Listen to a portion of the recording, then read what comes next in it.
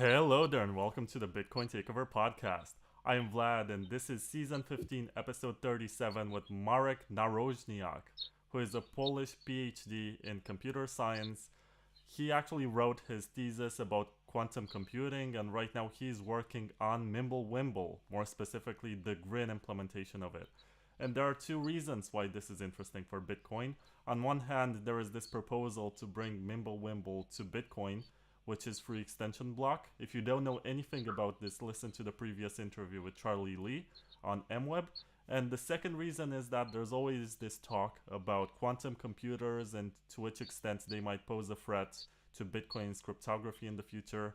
And I think we can have a lot of interesting conversations. So, hello, Marek. It's really good to have you here. Good evening, everyone. Hello, hi. Nice to be here. Thank you for the invitation. It's nice to have you here, and it's really good to have people who have expertise in fields which are not necessarily orthodox. We're not LARPing about sound money today. We're not talking about something that people already know. We're trying to bring something new to the conversation, and that's why I decided to invite you. Thank you, and I'm really glad that there will be a little bit of buzz about Grin and MimbleWimble. I think it deserves some attention. So Yeah, it thank you seems like for. some people abandoned it for some reason. I think it was in early 2020 when people lost faith. There was a report about the privacy of the protocol being broken, and since Mm, then the attention shifted towards some other stuff like Halo 2 on Zcash or whatever. Why do you mm. think that is? Do you think MimbleWimble is still relevant today? Yeah. So, well, just to clarify what you just mentioned. Actually, the privacy model was not broken. Uh, it's um, It's just there is some transaction linkability. If there are not many transactions per block, then you can sort of link them even if they're private. So there are no on-chain addresses and no on-chain amounts visible.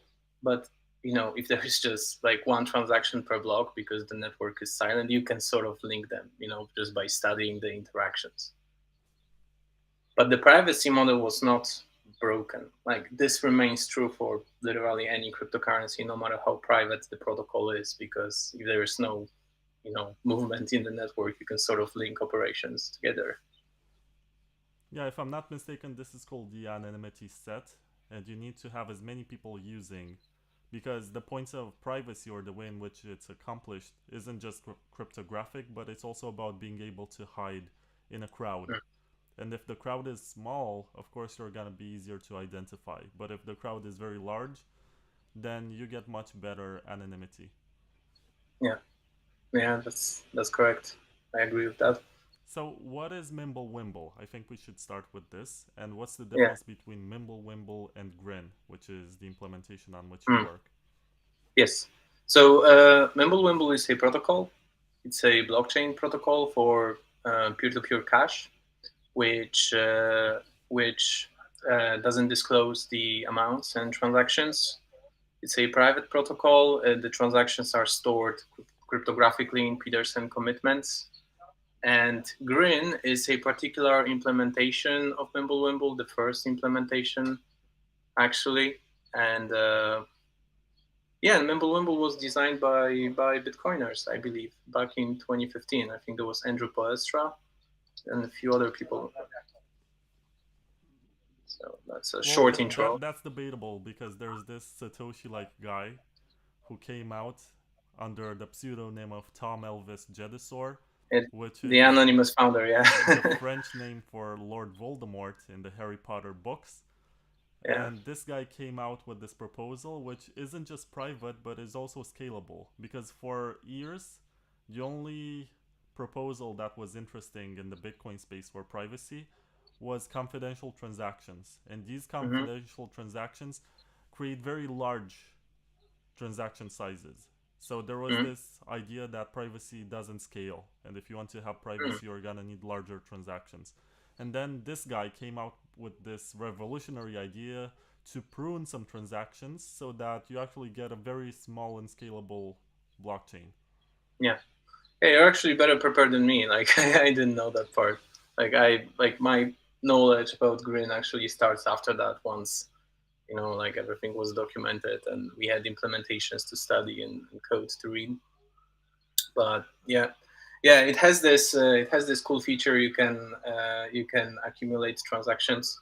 It's called cut through, so you can save a lot of space. Like, you still need to store some data per transaction, like zero knowledge proof that the excess is non-zero. Sorry, not the excess, that the difference is non-zero, above zero, and like the amounts are above zero, and so there's still something you need to store per transaction, but it scales very nicely. Like, I think the growth rate is 4 times smaller than Bitcoin and 20 times smaller than Monero, I believe. Well, critics are gonna say that the growth is this small only because it has no users. That's what they're going to say, right? I don't think so. I think the metrics assume certain number of transactions. Like, there's this big table comparing different protocols, and there are some assumptions to be made to to make it like a fair comparison. I could pull it up if you want. Like, I think I have it somewhere. Like, I don't know, or I could send it to you later, like to sharing a link or something. No, it's all good. I don't think it's necessary to share this data. We're going to talk more about concepts.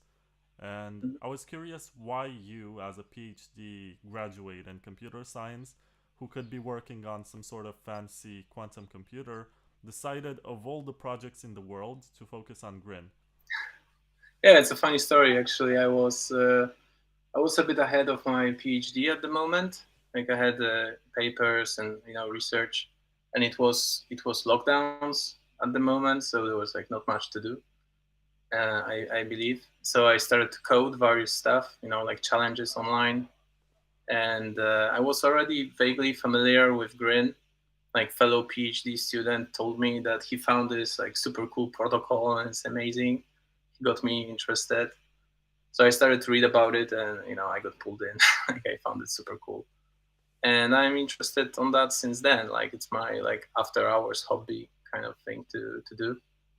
Like, I'm building actually my own implementation in Python, which is like nearly ready. You can actually already construct a valid transaction using it.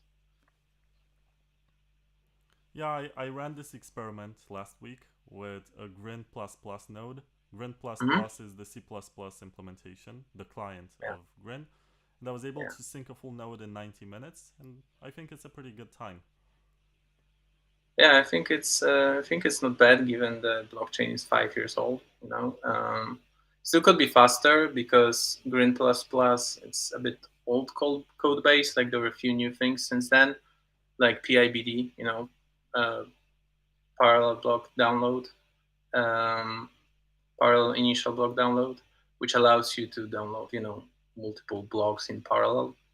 And I don't think Grin++ has it. I also heard few members of the community who like studied like how Grin++ node behaves. I heard them complaining that it bans non-Grin++ peers, so that could also be a slowdown for it. So I think it could go even faster actually. Yeah, and this is what I like because people talk about blockchain, right? And they present Yeah, it as this very inefficient way to store financial data. But there is some actual interesting research into it that makes it more scalable. And I think yeah. MimbleWimble, of all the projects or the protocols that are out there, is the one that scales the best. Yeah, I think so too. I mean, it's a good compromise between features and scalability. And even if you consider just scalability, it compares pretty well to other projects. And about this whole efficiency and running node, like, people tend to forget that the actual point of blockchain was to be like your own bank, be able to verify your own transactions. So if you really want to take it seriously, you should run your own node. And with Grin, it was actually possible to run a node on your phone, like an actual full node. And like today, I'm not sure like what other projects can do it today, but back in the day when Grin++ was released by David Burkett, it was really amazing. Like, it was the first cryptocurrency that could actually do it, and everyone was very impressed. Yeah, and David went on to work on the Litecoin client for the Yeah, extension block. I think the that MLM. combination of elements is very interesting. Yes, he has very deep understanding of MimbleWimble. He actually we talk once in a while. Like I ask him questions when I have some like problems in my code. He's very familiar. Like he has in-depth knowledge, and he's still willing to do something around Grin++ once in a while. It's just not his priority, to be honest, at the moment, which I understand. But yeah, I'm not surprised. Like he's the one building it because he has very good understanding of it. But at the same time, it's said that MimbleWimble is not as private as Monero or not as private as Halo 2 on Zcash. But I've also heard that you can do CoinJoins on top of MimbleWimble. Yes, so Monero has this graph obfuscation, if I'm not mistaken. But now, there is this MWXNet, I think that's how it's pronounced, which is in phase 3 of implementation by anonymous developer Silio. And it allows you to, like, if I understood it correctly, I think it allows you to sort of publish partial transactions and collectively pay for joining them together into larger transactions. So you have this network of nodes which join them using the cut through feature to join them into bigger transactions, and it obfuscates the interaction graph. And this is done without compromising scalability. It just increases transaction fees. So like once this is live and used, like the privacy model of MimbleWimble would be equivalent to Monero, as much as I understand it, but still with this 20 times less growth rate of the blockchain and scalability. Yeah, and I was going to ask you, how familiar are you with how Bitcoin works? And why are you not working on Bitcoin as opposed to MimbleWimble? Hmm.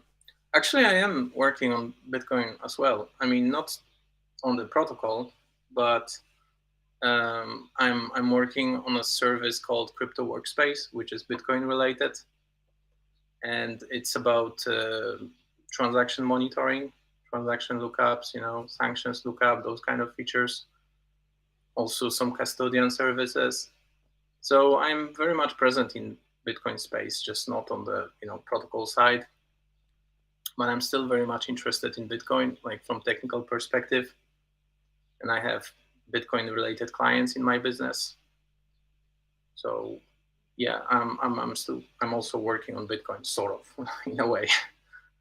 Well, it's interesting that you mentioned the business because there is this whole talk about Grin not being able to finance developers, and that's part of the reason why it's not very popular these days because the guys who work on it don't really get paid. They're more, I think they're volunteering, if I'm not mistaken. Well, I'm volunteering. But if you look at the Grin forum, you can find funding requests which are paid, and they are very well paid. Actually, they have very good, like they have competitive rates compared to work in the industry, in my opinion. So the Grin Foundation and Grin Community Council have budgets, have very rich budget actually when it comes to paying developers, and everyone is welcome to apply, request for funding and specify some projects or contribution, and it will be voted and discussed. And I think the problem is not the budget. The problem is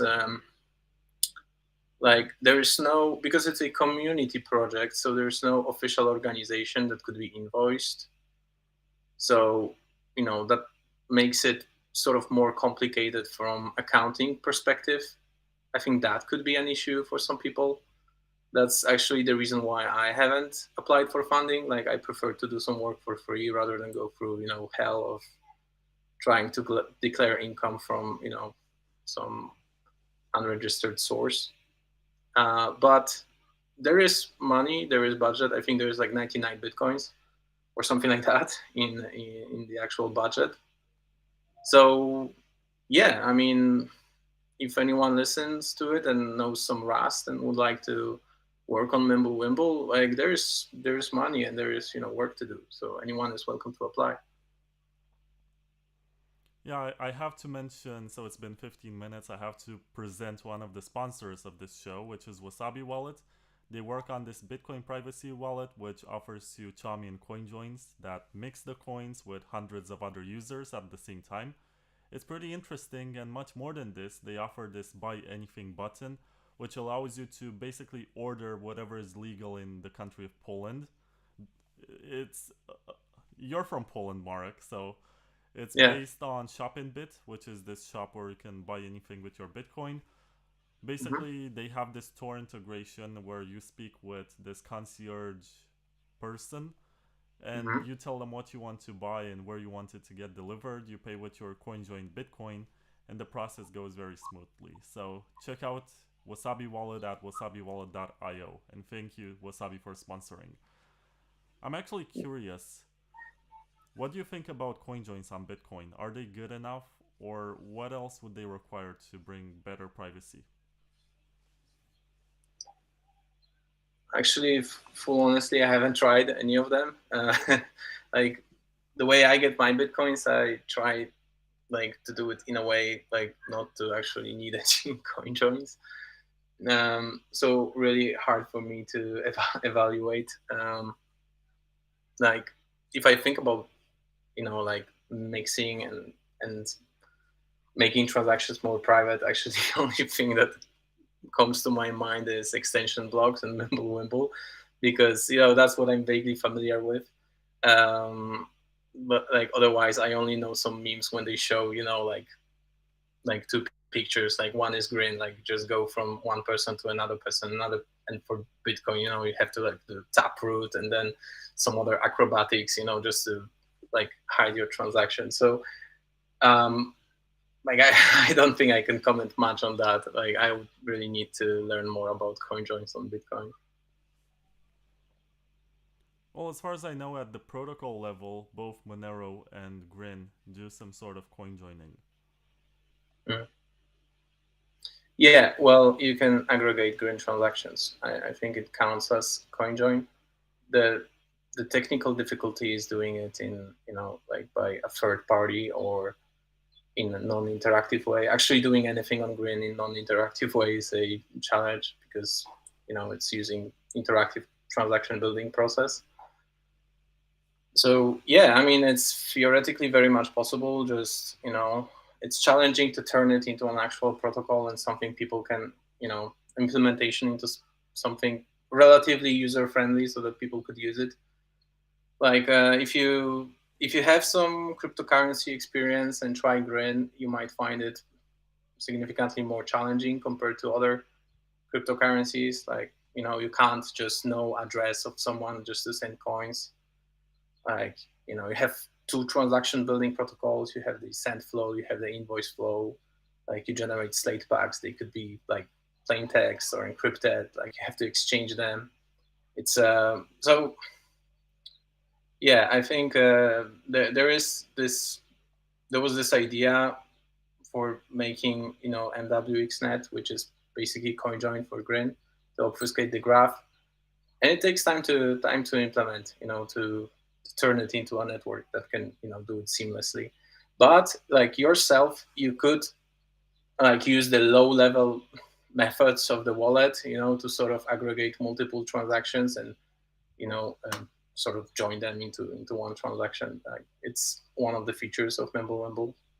I think that's what you asked. Yeah, but I guess that only works if the fees for transactions are low.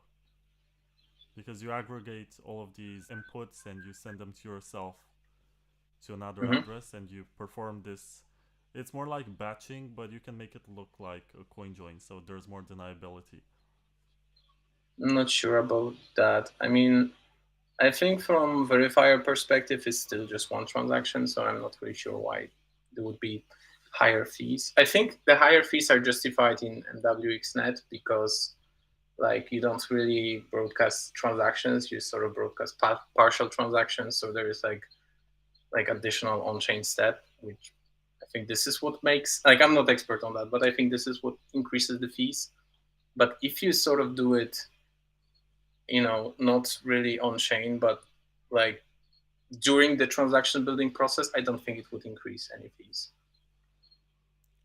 Allow me to present Grin from the average Bitcoiner's perspective.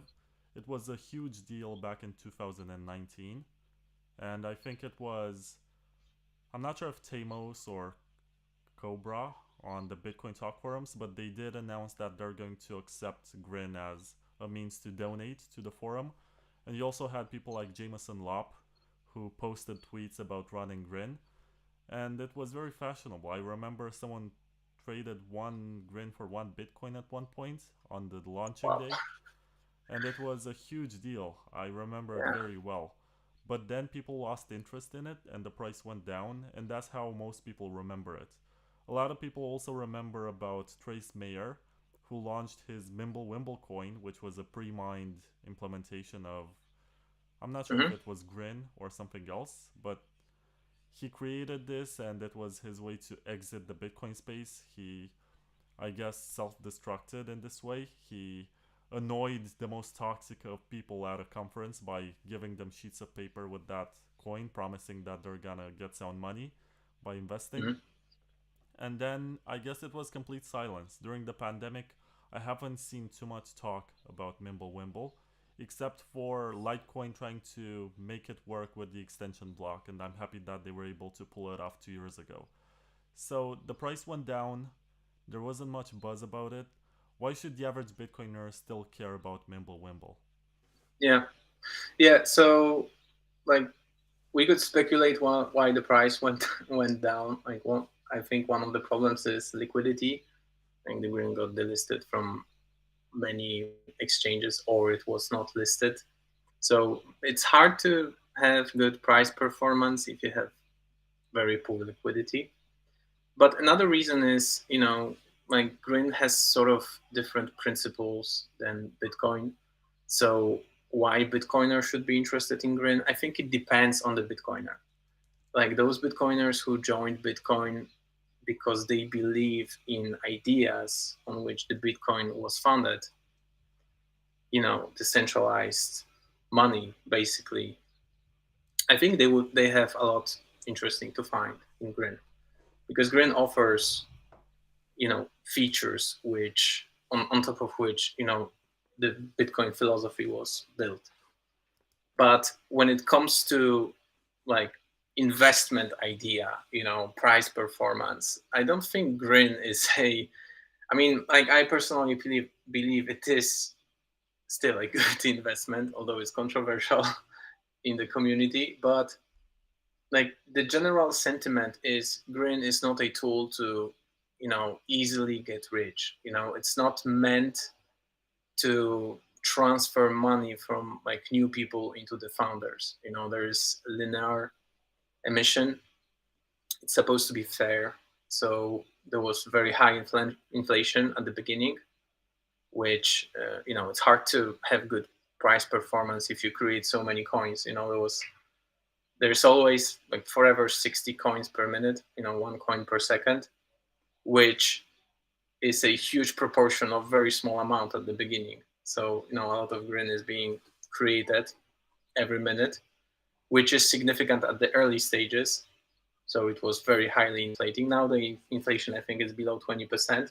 So I believe the price performance will be better in time, especially once the soft supply is reached, which is in 100 years. So I think if you look for Bitcoin philosophy, the Bitcoin principles, decentralized cash, freedom, be your own bank, and fairness in addition. So you want there to be enough Grin, not only for this generation, but for next generation as well, and the generation after that. I think you can find a lot value in Grin. But if you're just looking for, I don't know, some project that will the price will just go up like crazy because of a lot of marketing, that's not a good choice for you. So to answer your question, if Bitcoiner should be interested in Grin or not, I think it depends on the Bitcoiner. Like a Bitcoiner who is interested in Bitcoin philosophy, what Bitcoin was founded on, might find a lot of interesting things in Grin. should try it out. Yeah, to me, it's very interesting because this one scales. It's designed to scale, and there's this phrase on the website of the project. It says Grin electronic transactions for all without censorship or restrictions, designed for the decades to come, not just for tomorrow, to be used by anyone, anywhere. Yeah. Sorry, I'm just trying to put And more light this here. isn't just marketing, it's designed in a way that it actually scales because the blocks, after they get full, they get dropped off, so you only have one input and one output that gets stored. Am I correct when I say this? Mm, Sorry, could you repeat the question? So, can you explain how the pruning of transactions works?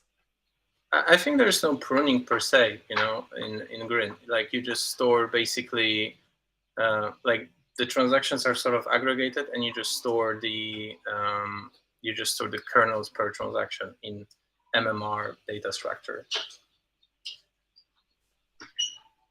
Okay. Like I specifically asked this question to John Trump today, actually, just to double check. Yeah, that's interesting because my understanding was that there's a compression of the blockchain and you only have to Mm. store the first transaction and the last transaction. And this is only for accounting purposes so that you're sure that you have no inflation. Mm. No, I'm not sure about that. Honestly, I don't think I have that. Yeah, I don't know. I would need to think about it. Huh. Oh, it's fine. Maybe I did not understand this correctly, but to me it's still interesting because it does something different from the architecture of Bitcoin. But it can Mhm. also become compatible with Bitcoin if you put it on a sidechain or on an extension block. The extension blocks, yeah, just like Litecoin. I mean, technically, I don't see the reason why it would not be possible. Technically, it should be very much possible. But there could be like political obstacles or community obstacles. I'm not sure about that, but technically, I think it should be possible. Like if it's possible on Litecoin, I don't see the reason why it wouldn't be possible on Bitcoin. Well, it was possible on Litecoin because it's easier for them to make a decision.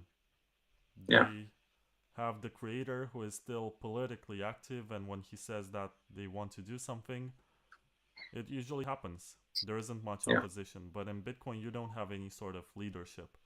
And when you don't yeah. have leadership, you have a lot of interests that are spread around the world.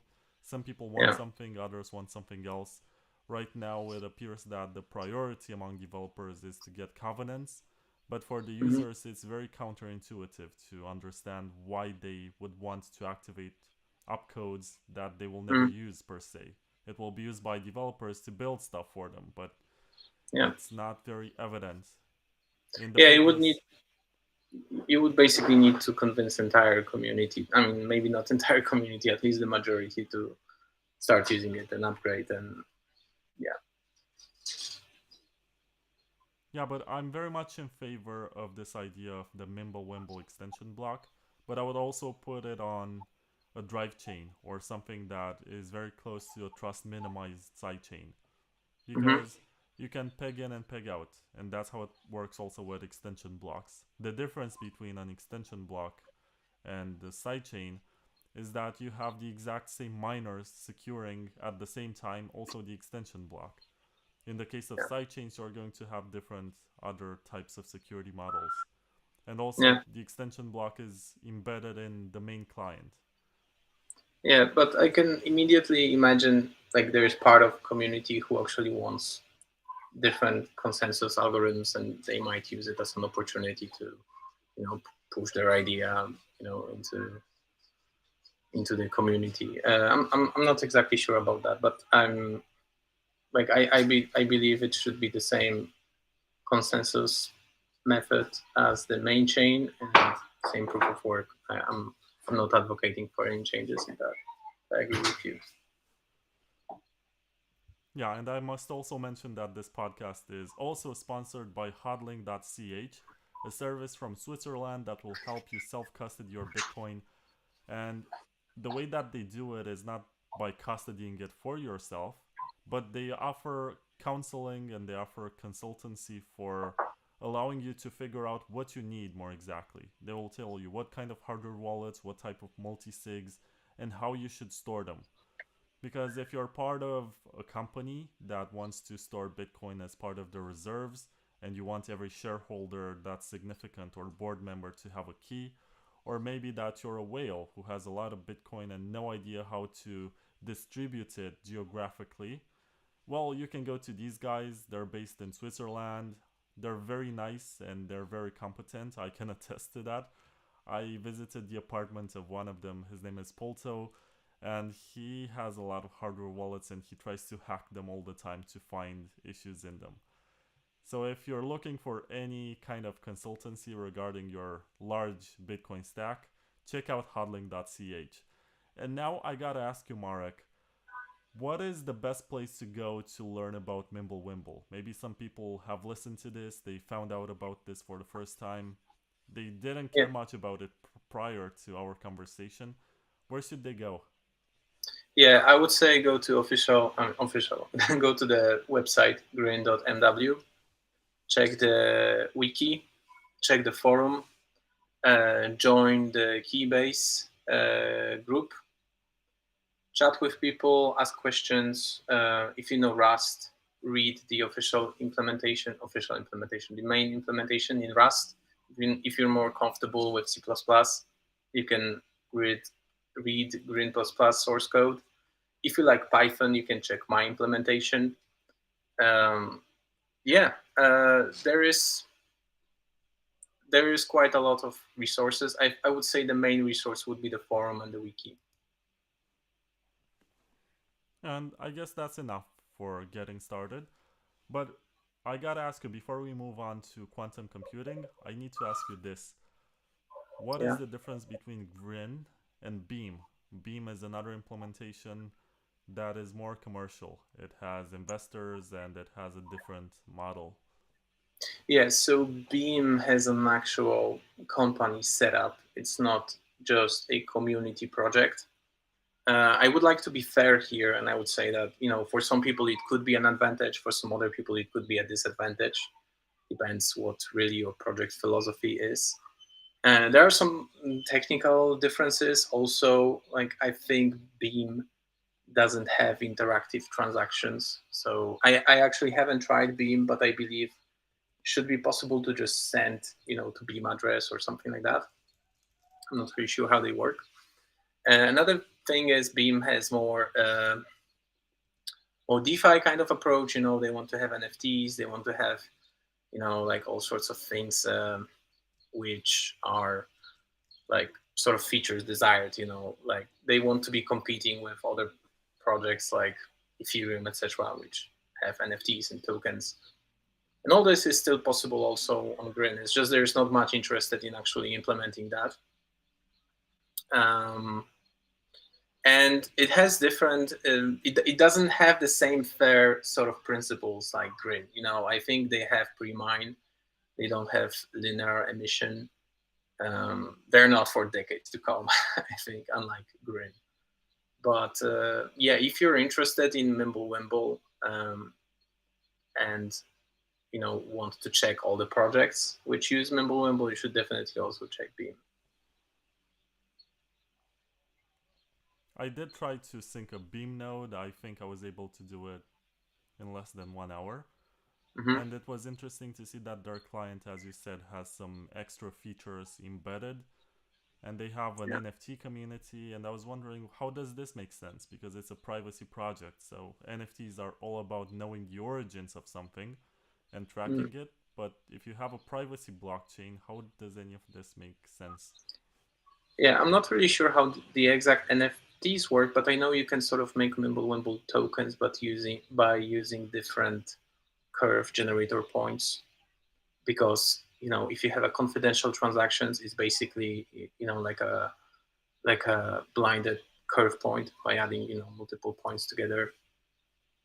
And the generators of those points are like well established, but you could just use more generator points, and like each of them could be like a token address sort of.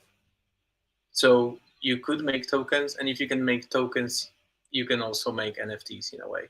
There are also other proposals for NFTs on MimbleWimble. I think one of them is using the RGB protocol, the colored coins kind of approach. Um, there are various ideas. I'm not exactly sure how Beam did it because I haven't really studied their implementation, but I know it's possible. It's just more challenging because MimbleWimble is restrictive compared to like other protocols, but it's possible. Like if there will be more interest in the community, I'm sure sooner or later someone could do it because like I don't see theoretical reason for that to be impossible. Just more challenging. Yeah, 20-second break. There's someone at my door. I need to pick this up. Sorry. Be back. No problem.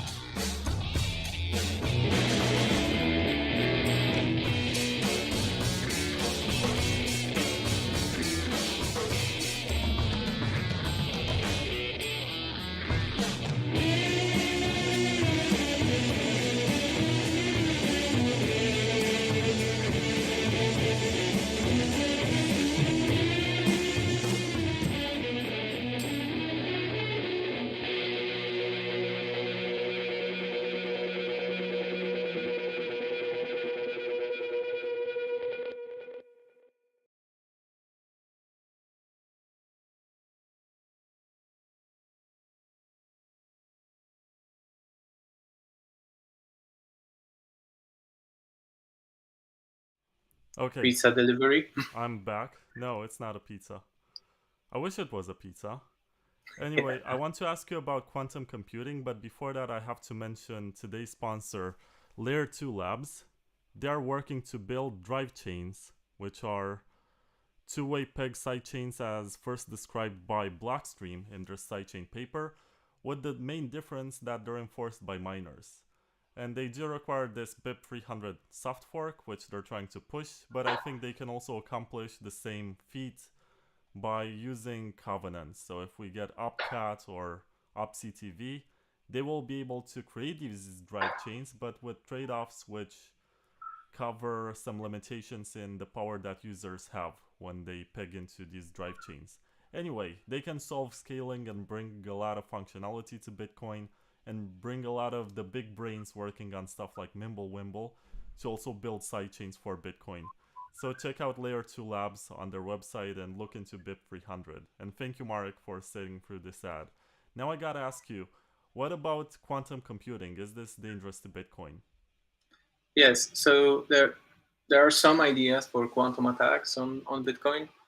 Like I see two possible ways you could attack Bitcoin using a quantum computer. Like one way is the mining attack. So you could possibly make a quantum miner to have an advantage and make your own blocks or like make blocks faster than others. Another approach would be using quantum algorithms to break cryptography and forge transactions to spend someone else's bitcoins basically. So are you particularly interested in any of those approach, or should I start with one particular? I think the one that scares people mostly is the one in which you have a quantum computer breaking the cryptography so Mm-hmm. that you can determine by brute forcing the private key from the public key. And Mm, people would be able to lose their coins to this quantum computer. I think that's the okay, biggest the scare that biggest people fear. get. Yeah. I see. So, well, good news is it's not actually that dangerous because even if you don't consider the size of current quantum processors, even assuming there is a sufficiently big quantum processor to actually break, a Bitcoin key to find a private key, it's not actually that much of a threat because so you can use Shor's algorithm to find private key from public key. And it's not only for RSA, it's also for elliptic curve cryptography, because there's a modified Shor's algorithm that can solve ECC as well. Finds the discrete log, solves the discrete log. And you could do it to forge transactions, find the private keys, but the Bitcoin addresses are not exactly public keys. They're hashed. And quantum computer cannot really solve a hashing function significantly faster than regular computer. So your Bitcoin address, it's unlikely someone would use quantum computer to find the private key just by knowing your Bitcoin address. That's the first thing. Assuming you broadcast the transaction, let's say you want to spend your Bitcoins, then sort of your public key gets exposed and lands in the mempool. That's the moment, if someone has a quantum computer, could just observe the mempool and find public keys and try to solve them and just spend before your transaction goes through.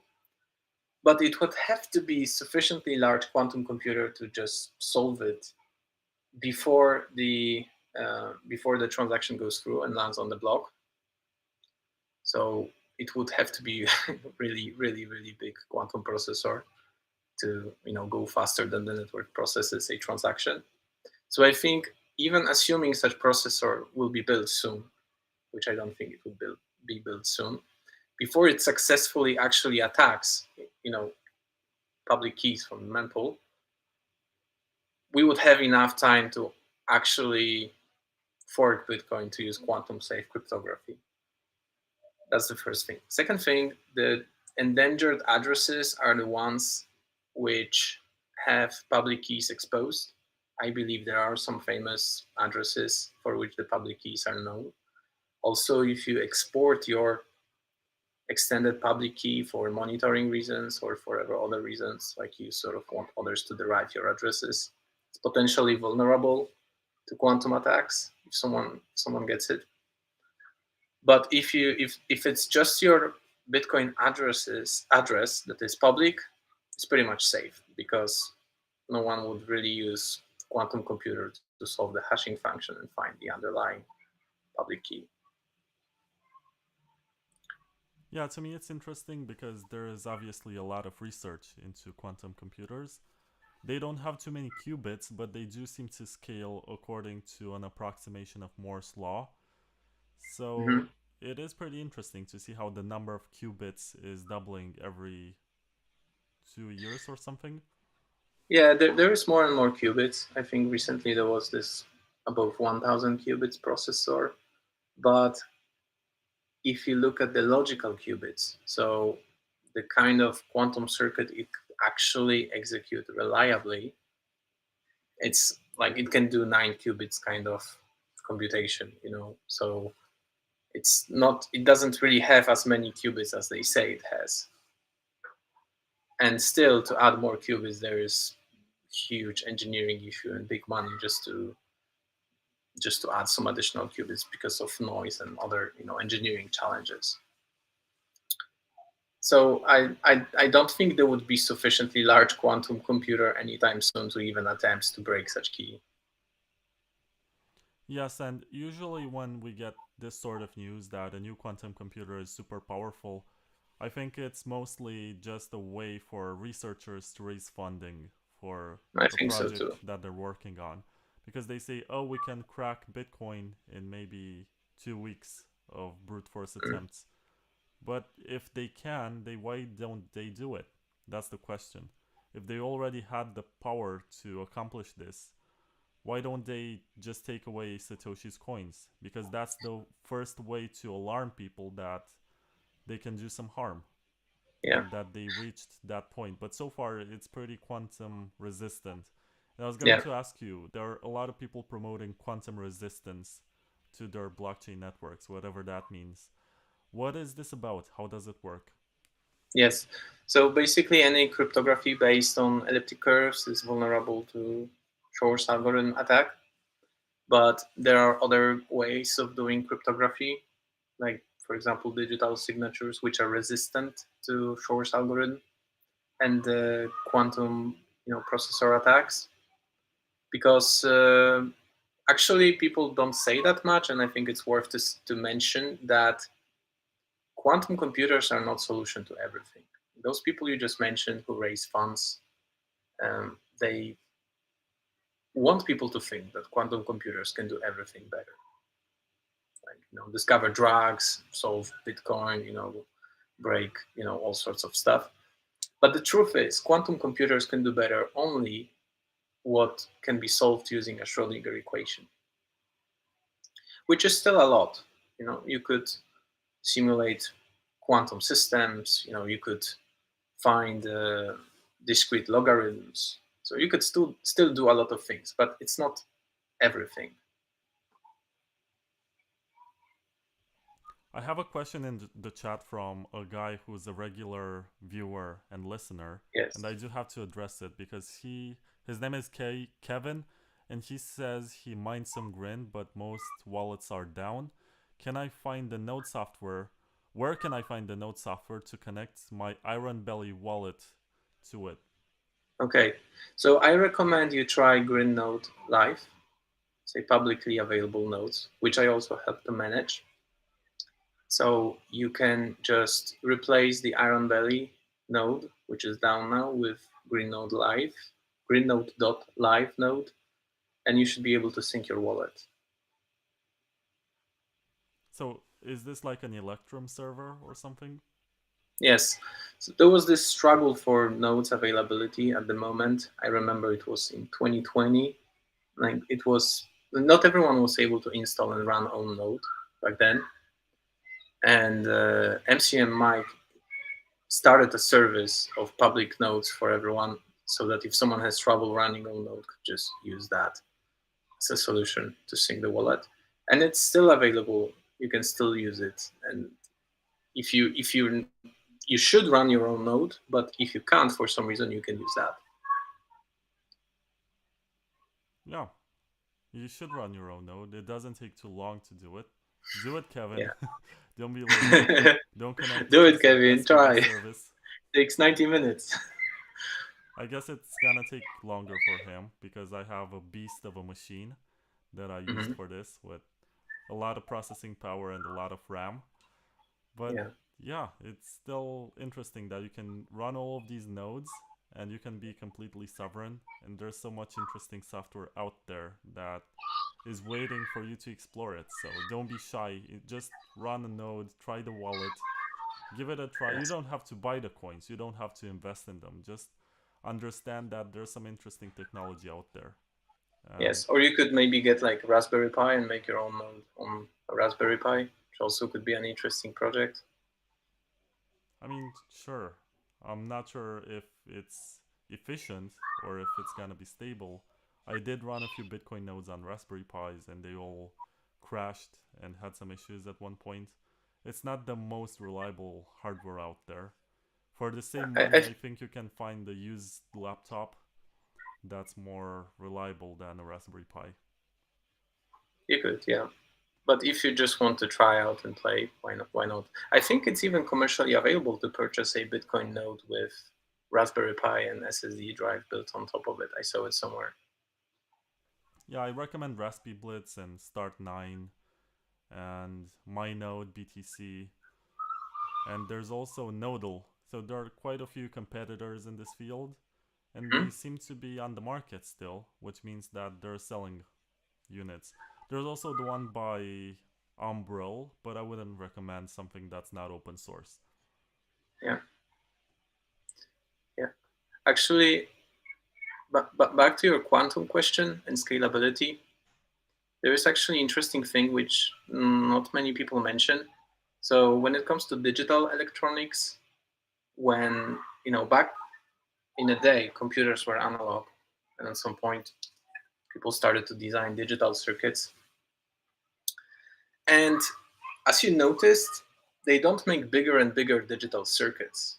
Like at some point, the von Neumann architecture was proposed, and computers became a CPU and memory, and long-term storage, short-term storage, etc. And it's not happening with quantum.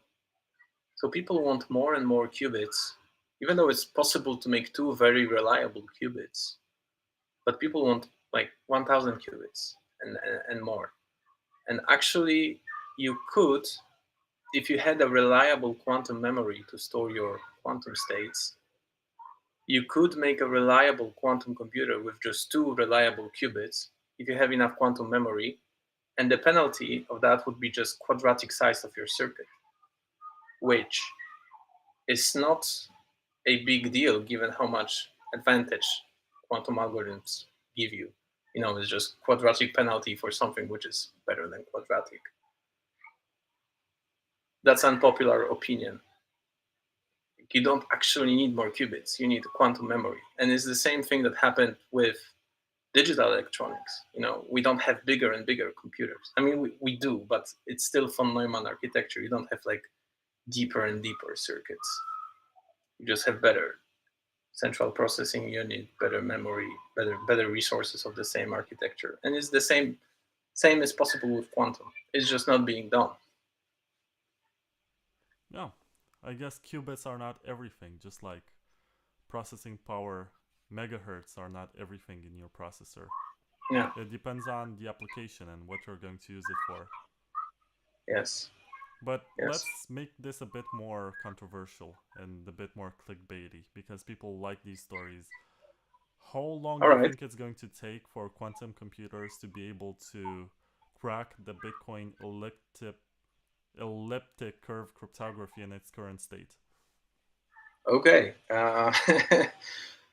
Okay, I think I will still be alive. I think it might happen in my lifetime. I'm 34, so I don't know.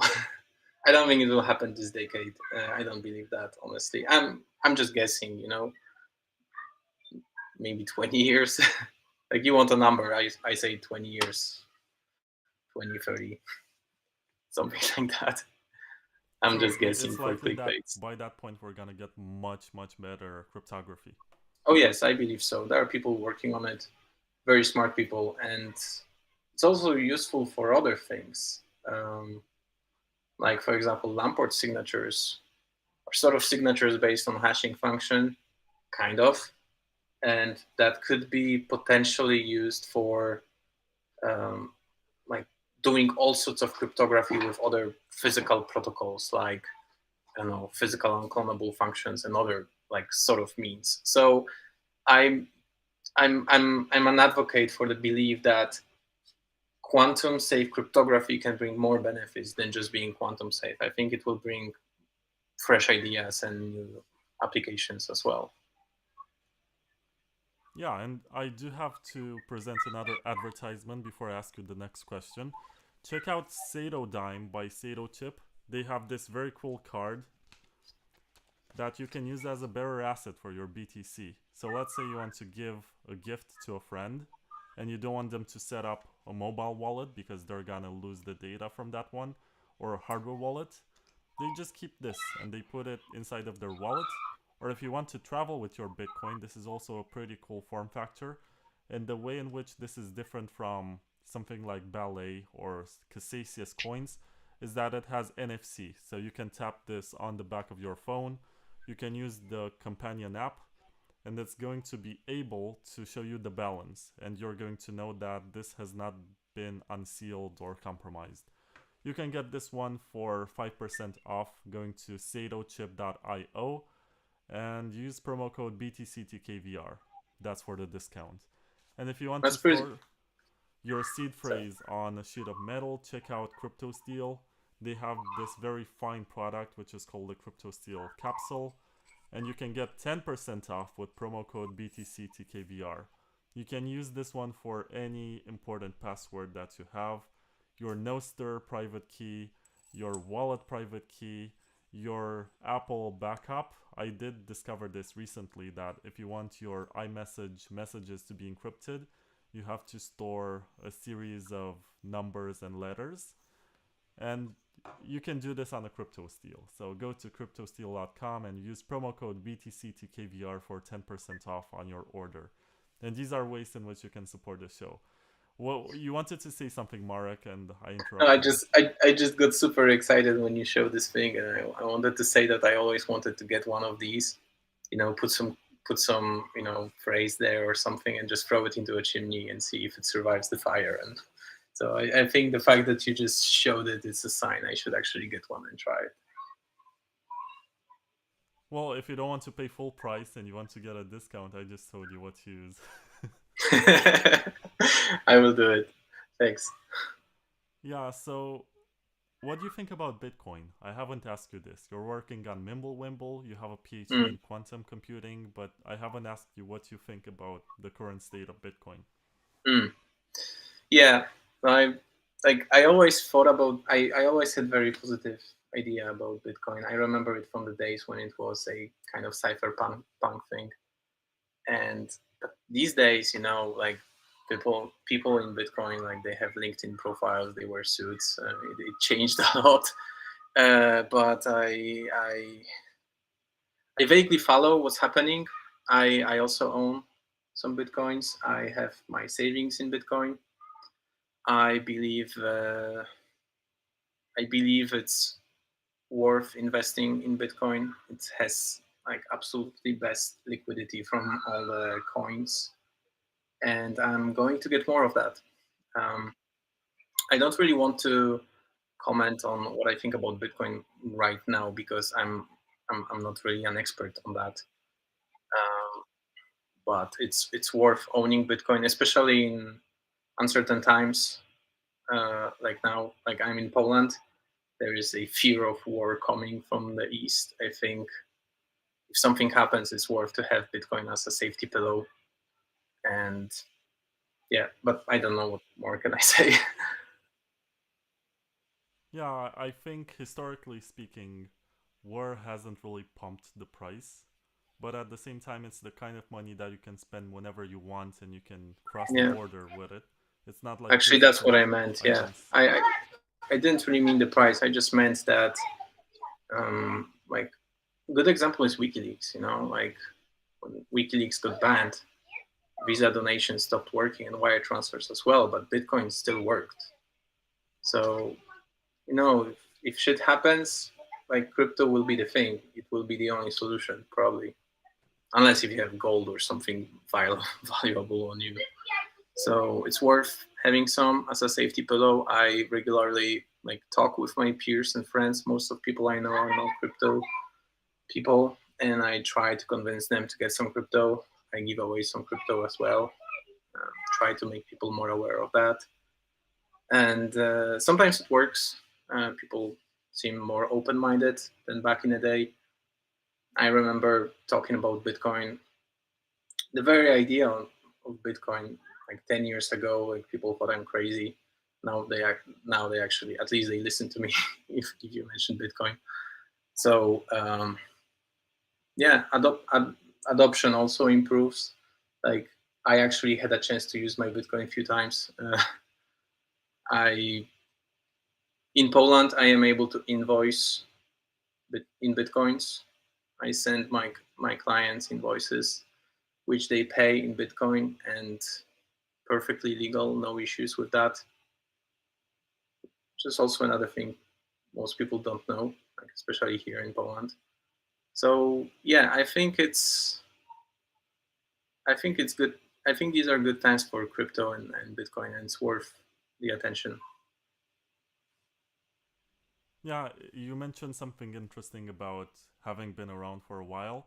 And last week, or it was longer than last week, it was 10 days ago, I attended the 10-year anniversary of the Polish Association, Polish Bitcoin Really? Association.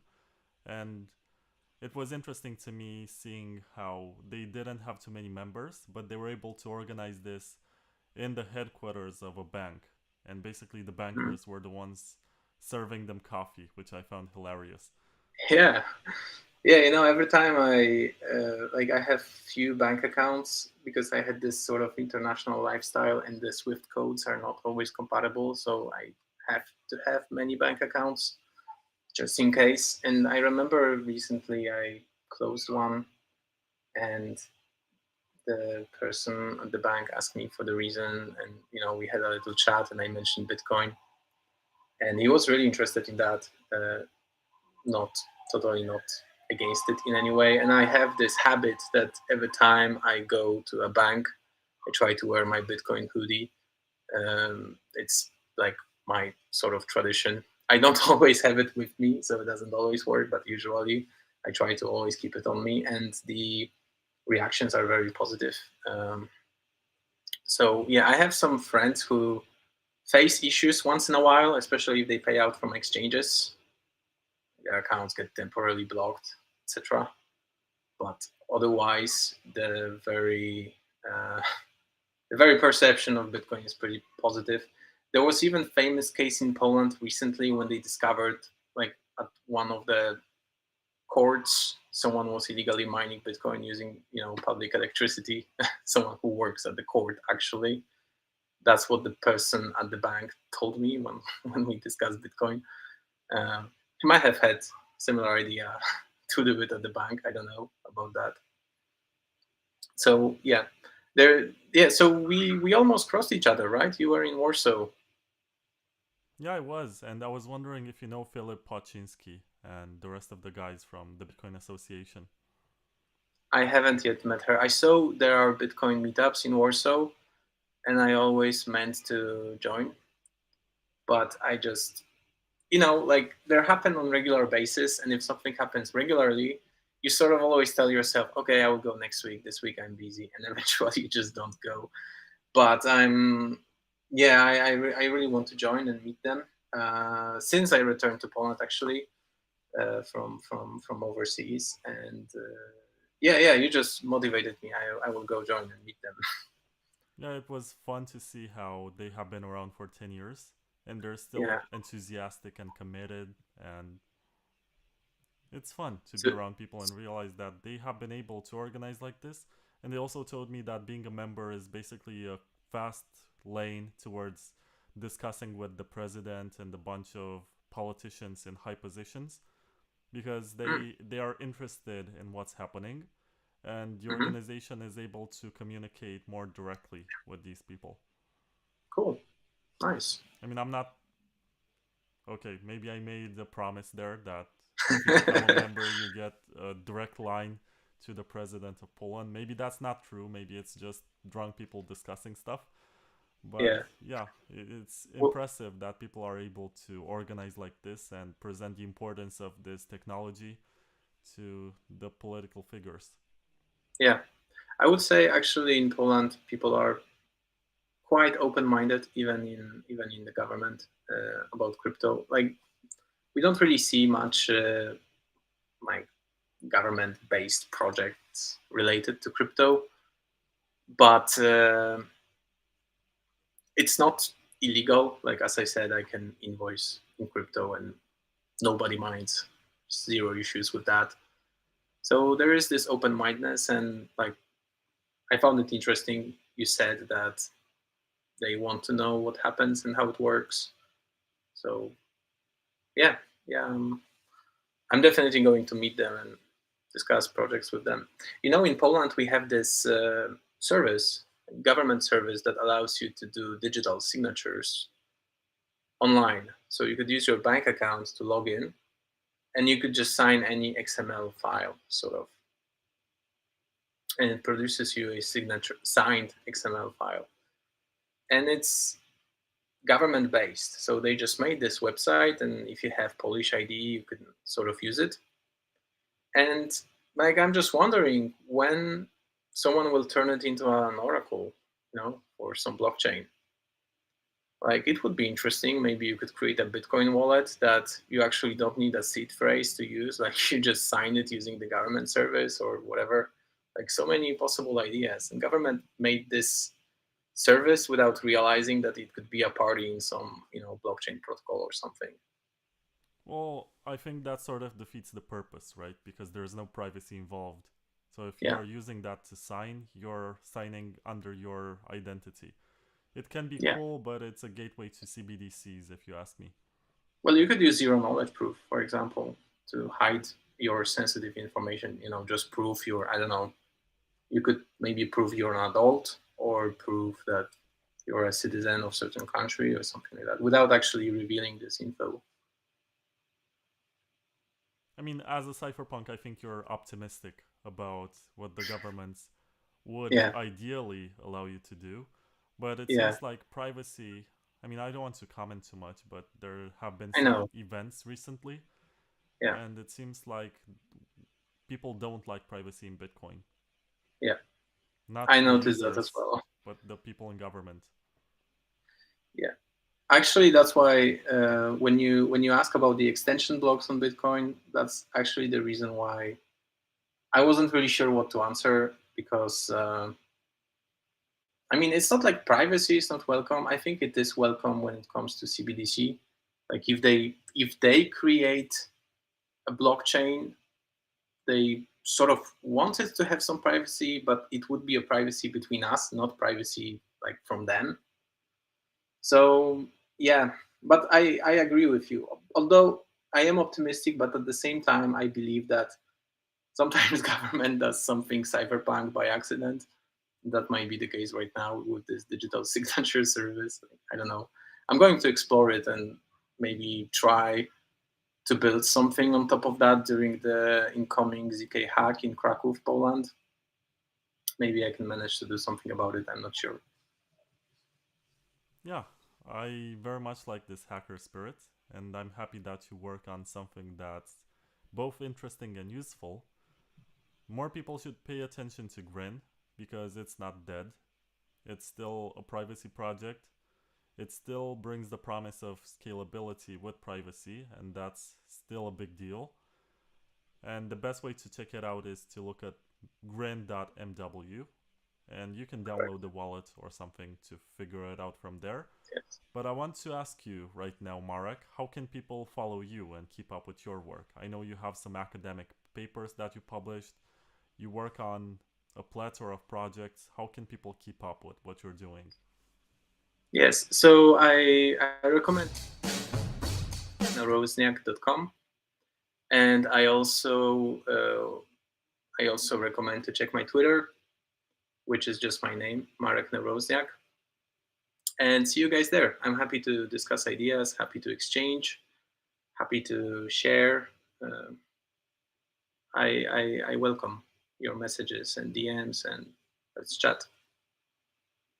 Thank you very much for this, Michael, and I hope that more people will try MimbleWimble and possibly push for the extension block because apparently it's become part of my agenda to add some sort of privacy to Bitcoin for no other reason other than not turning it into a CBDC.